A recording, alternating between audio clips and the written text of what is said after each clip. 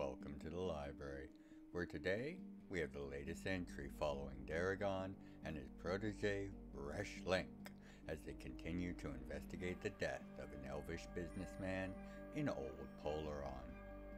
Be sure to listen to the end to vote in further helping to shape the story. Perceptive patrons, regular visitors, and new guests of the library, I am the recorder. And before we continue with the meat of today's entry, please allow me to ask you to like, share the video, and ensure you are subscribed to Gryphon's Library so that you can always have ready access to the entries as they release. If you wish to further support the Realms and the library, consider joining us at Gryphon'sLibrary.locals.com for early access to entries days before their regular release, as well as content you will find nowhere else, such as full episodes of the future podcasts of the Realms, as only the beginning of each will be available outside of locals. Full podcast episodes will be available to all free members and paying supporters at Gryphon'sLibrary.locals.com, while previews and other in-the-works materials will be exclusively available to supporters. Other means of support are detailed in the channel's description page. Thank you for your consideration and support of the Realms, no matter what form it takes. Now, on to the entry. Continuing from the Shape the Story playlist. The last few weeks had been full of activity for Daragon's protege, if not for the old dwarf himself. Things had gone well initially. Daragon had spoken with his employer, and after some negotiation, he was now tasked with righting this wrong, with all due and required extreme prejudice, was the exact wording, and the elf had some pull, having Daragon named as an independent investigator into the matter by request of the Crown of Elven. A fine bit of courtly pressure being exerted, Daragon had said, and combined with whatever other concessions he had been promised, he assured Resh-lenk that after this, he would be able to return home satisfied in not only rendering justice, but in honoring ancient duties in ways undreamt of. He almost sounded excited at the prospect. Soon after, Resh and Daragon were meeting on the 9th level in the Halls of Law.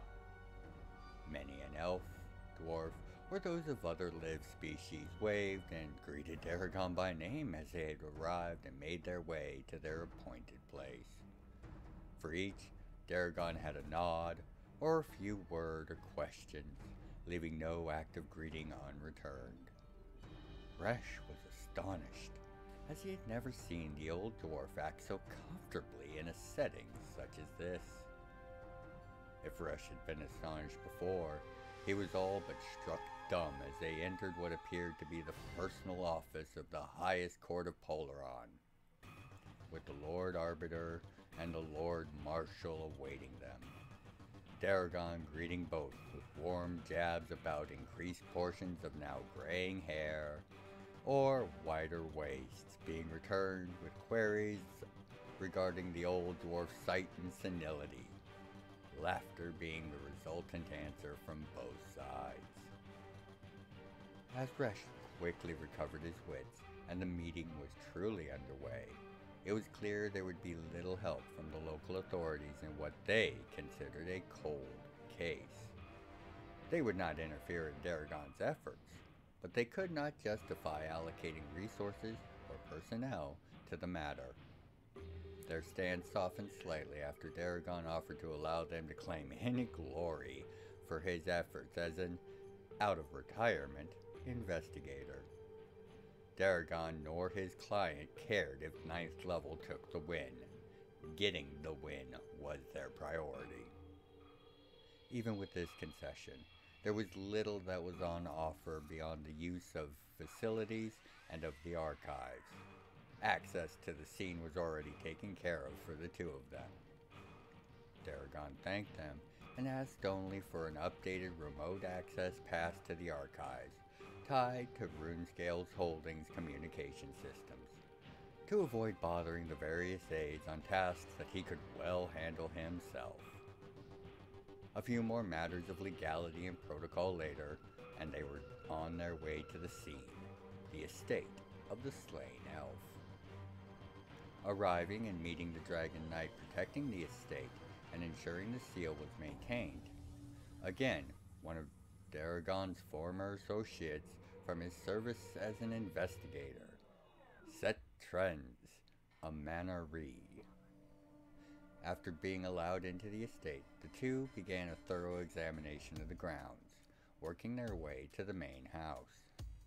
Finding nothing of note beyond the lavish excess that was to be expected for such wealth, they moved into the main building and continued their search for answers or clues, leaving Set Trends manning his post at the skydock, chuckling at a parting jest from Daragon. They had split up to look at each room independently and then together as they moved through one section and wing at a time. It had been hours by the time they arrived in the main central hall where the death had occurred, and it had yet to be cleaned, beyond the removal of the body for transport home for burial, of course.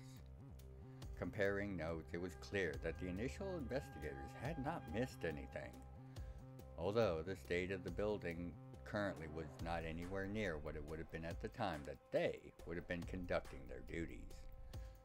The groups that had come to claim property and files had not exactly been gentle while recovering it, leaving many rooms in a state of disarray, complicating matters for the two investigators. They'd only begun to share their findings in full when an explosion and the sound of battle erupted from the skydock, followed closely by the back door being burst through. Moments later, a pair of humans, wielding strange halberds made of spinning blades and edged cogs, floating on similarly spinning discs of death and edge, flew into the chamber, and as one, flew at Daragon and Resh with decidedly lethal intent. Daragon had his heirloom axe drawn and ready, and with a movement of his hands, Resh was encompassed by two rings of ghostly, transparent swords, shields, spears, and other tools of battle. Moving as one themselves, Daragon pointed the head of his axe at his attacker and fired a single bolt from its built-in Crystal-Tech heavy bolts launcher, and Resh struck out with his hands with a pair of finger extended, summoning a spear sized for a human, appearing and thrusting past the guard of his on-rushing assailant. As the heavy bolt passed through the skull of Daragon's target, Resh's spear, having come from under his attacker's jaw in an upward motion, punched through the back of his would-be killer's head before fading away. The momentary reprieve their quick victory granted was almost immediately broken by the sounds of escalating combat from the skydock. Both Resh, with his weapons floating around him as he moved with the speed and grace reflecting his youth on the stage, and Daragon, whose pace was no less hurried, if a bit slower, as his age showed ever so subtly, rushed to the aid of the Dragon Knight, who was battling no less than half a dozen more of these strange attackers.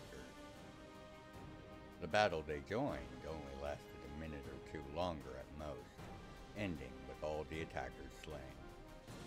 However, in that brief time, Daragon had been thrown from the skydock and crashed into a passing transport several hundred feet below. Resh had leapt from the dock in pursuit of his teacher and friend, while an enraged Set Tens took full dragon form and finished the battle in a decidedly messy manner. Resh used his acrobatic skills combined with his array of grapple-like tools from his years as a performer and acrobat to swing and control his descent and affect his pursuit of the transport as it flew to whatever its destination was. Only the most keen of eyes would have caught the momentary manifestations of translucent liquid metal rings at key points as Resh made his way along the skylane, closing the gap with the transport in a flowing rush of grapple lines and parkour across the various skyships and other traffic. After catching the transport and finding Daragon, it was a relief for Resh discovering he lived, if only barely. Even after various magical mendings, Daragon would need weeks to recover before he could be on his feet for more than a few minutes. And that left the heavy lifting of the investigation to Resh and the new arrival, a Teltechian man named Conson. Conson had been brought in by their dwarven host RuneScale, as their attackers had been members of a local web gang known as the Buzzblades. And Conson, as a Teltechian and former member of their colony defense rangers, was familiar with them. The Buzzblades were one of a collection of gangs that had spread themselves across the realms from their home in Newarth, and Conson had dealt with their ilk before. The next weeks consisted of the two being handed lists of leads to check by RuneScale and Daragon in the mornings, with the two dwarves in deep reflection over previously obtained evidence and records recovered from the estate by Daragon that were kept safe during the fall in one of his many magical storage pouches. Exactly what had been recovered wasn't clear, but they had no lack of leads from it to pursue. Conson and his 4 psi-forms, each between a foot and a foot and a half in height, were quite novel to Resh, as he had never met a Teltechian with multiple psi-forms, or any Teltechian before, really. His curiosity would have to wait, as his focus was on other mysteries, however. Resh was conducting a second search as they went from lead to lead, finding nothing but dead ends or dull, uninformative explanations of shipping or building codes and procedures. Daragon's axe had been lost in the battle, as it did not land with him on the transport.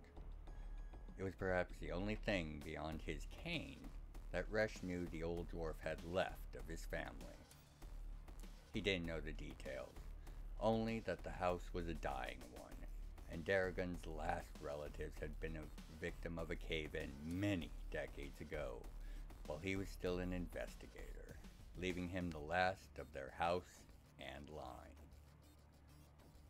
Resh only knew this much due to a night of exotic food that had properties neither had been expecting, the result being both intoxicated for hours. During that, in a rare, unguarded moment, his mentor had shared that little tidbit, and his sorrow at its implications, of which he did not choose to elaborate on. His axe and his cane were the only things he had left to remember his family by, and Resh was determined to recover it for him, as his teacher and close friend. Resh would find that axe. He was not going to fail Daragon in this. The first week or so after the battle, they visited various vendors and merchants, often in the guise of accountants looking to settle old debts recently passed by the elf. And while they were able to obtain a great deal of information, Resh had no idea of its usefulness or value. As Daragon had kept them so busy, he had not had the opportunity to look over any of the evidence from the estate, or what references Daragon was pulling from the archives while they were out. However, soon they were making visits into the webs, and it was here that things shifted, in both of Resh's missions. At an old bar, while Conson was speaking with the owner about a group of freelance transport pilots that were known to frequent the place, Resh discovered a discarded billet for one of the many auctions that would be held in the webs. While the provenance of many of the items on sale would be suspect, the sales from such auctions kept many a web section powered and supplied. This billet described, amongst other things, a dwarven axe with a built-in bolt launcher, at least 2,000 years old. The likelihood of it not being Daragon's was quite slim. Unfortunately, the auction in question was nearly a week past. When the pilots they were looking for entered, and after a few drinks began to open up, it was revealed that they had been at the very auction, delivering last-minute food and beverages for the event. While they had little information of apparent use in the matter that had led Resh and Conson originally looking for them, they gave Resh quite a hurdle in his pursuit of the axe when they spoke of how the auction had been attacked that night after they had made their delivery, with all the attendants and staff apparently dead, and the items for sale all stolen. Returning afterwards to pass on what they had discovered that day, and having arrived just in time for dinner, Resh-lenk and Conson took some time to relax after the day's labors over a hot meal. Daragon was at last able to join them in the dining hall, and as they ate, they discussed the events of the day and the information obtained. It became clear that Daragon was ready to share some of the results of their combined efforts. The Buzzblade and their attack appeared to be a red herring, set up as a distraction to draw attention away from anything they might have discovered. Conson had conferred with several local Teltechian groups, and while the Buzzblades had a significant presence in a few of the webs, their lesser members were often hired for jobs by any number of parties. Time, place, and targets, all accompanied by the appropriate payment, is all that would have been needed to set the attack up. Further investigation who might have hired the force was pointless, as the various middlemen would not be willing to talk, no matter the inducement or threat. It appeared that the elf had been involved deeply with a large number of operations, both legal and not, across Old Polaron as an independent operator. While tracking down the details of these many business dealings would be impractical due to privacy and security concerns of the parties, it was clear that almost all of them were probably in operation still, even after his passing. This was not what caught Daragon's attention, as this was to be expected for the fields in which the elf was doing business. There would always be someone willing to fill the gap. The dozen or so operations or dealings that seemed to just cease in their existence or concluded within a few days of the elf's passing were of far more interest to Daragon, with the select few in particular gaining Daragon's full attention. What made these deals stand out other than the timing was that they were on a scale far above what the elf typically dealt in, as well as being with entities that were paying via means from outside of Polaron. All through middlemen designed to obscure such matters, of course, but the scale of the funds and the materials at play limited the number of such middlemen able to deal in such amounts and maintain anonymity. These were among the deals that were unsurprisingly little to no information on, with most of the facts being assembled from the holes in other operational notes and records. For now, Daragon informed them, they would be compiling, going over everything they had gathered, as the seemingly useless information they had been gathering was anything but. And with it all together, Daragon felt they stood a solid chance of being able to identify at least one of the foreign clients, if not more. He had a particular angle he wanted to look into, but it would have to be done personally. So he would need to wait at least a few more days. During a pause a few days later, Resh stepped out to get some fresh air, as the piles of paperwork and reference materials they were using to cross-reference and check were quite dusty, and had filled the air of RuneScale's home like a thin fog. Now on the other side of their host's large home, even several minutes of walking away later, the dust was still irritating the gnome's lungs. Once out on the deck, which overlooked the street a few dozen feet below, Resh took a few steps before reflexively dodging to the side as a tube landed at his feet, bouncing a few times on the deck as the rubbery casing of the tube absorbed the impact. Resh looked up to see if he could tell from where it had been dropped, but the heavy traffic in the sky lanes above made that a fool's errand. Looking down, he saw the tube had his name on it, and knowing that this was likely a bad idea, Resh opened the tube, only to find a simple note within. Sir, I am aware of your desire to obtain an item that was recently at one of our auctions. A fine piece indeed. You have an excellent eye in ancient dwarven weaponry. As you are aware, that event was interrupted, with all merchandise stolen. However, I have also become aware of your profession as an investigator, and thus offer the following deal. Aid me in the recovery of the stolen merchandise, and the axe is yours. I only ask that you keep this matter as private as you have thus far, for the benefit of all, of course. A location and a time to meet and discuss details was included. If he was to follow this lead, he would have to go immediately, as the meeting location was in a completely different part of the old city, and there was not much time to spare if he was to make it on time. Looking back, he thought that they could surely spare him for a few hours, so he could at least hear the offer out. Perhaps even gain some information on matters relating to their primary investigation. Daragon was off pursuing his private lead. Why shouldn't he?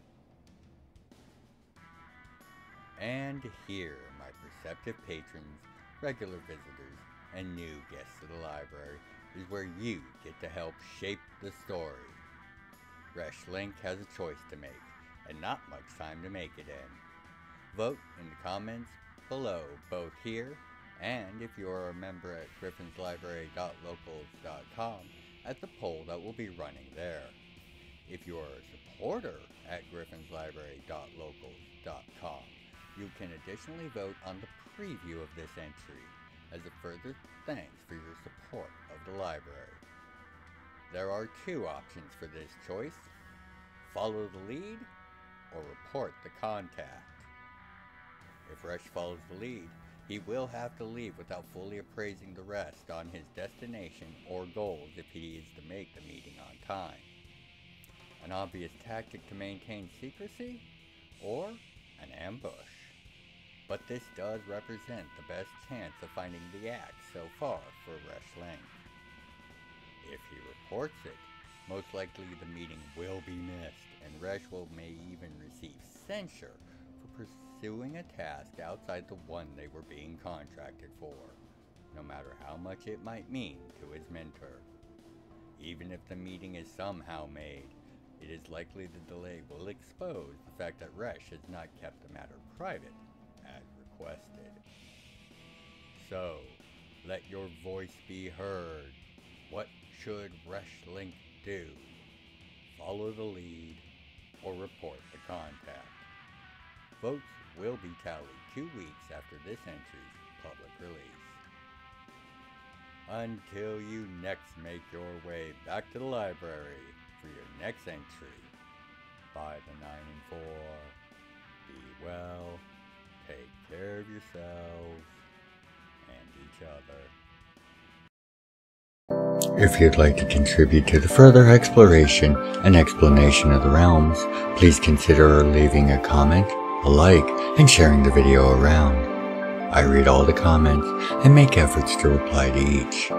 Thank you for helping to grow the channel, and know I look forward to each and every one of your comments. Other methods of support can be found in the channel's description. Thank you for watching.